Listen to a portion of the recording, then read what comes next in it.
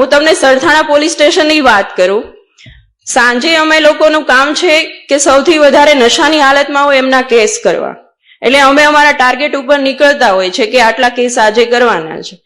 એમાંથી 15 છોકરા લાવ્યા હોય, એમાંથી 10 છોકરા પટેલ સમાજના હોય છે. આ વસ્તુ વિચારવાની વાત છે.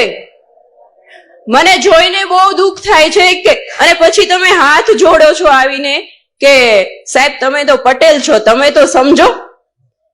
મને કોઈક આવું કે ને એટલે મને વધારે ગુસ્સો આવે છે. અને હું એમ કહું છું એને કોઈ પણની ભલામણ આવે, કોઈ પણની ભલામણ આવે, પણ મારા પટેલ સમાજને તમારે છોડવાનો નથી. એક રાતની અંદર લોકઅપમાં રહેશે ને તો એને ખ્યાલ આવશે કે આ વસ્તુ ન કરાય. તમારી પાસે પૈસા છે તો સારી જગ્યાએ વાપરો ને. અને જે સાયબર ફ્રોડના કેસ આવે છે એમાં 50% પટેલ સમાજ હોય છે. શું કામ અવળા રસ્તે ચડો છો? પટેલ સમાજે આટલી નામના મેળવી છે, આટલું આગળ વધ્યા છે, તો શું કામ આવી રીતે પતન તરફ જવાનું?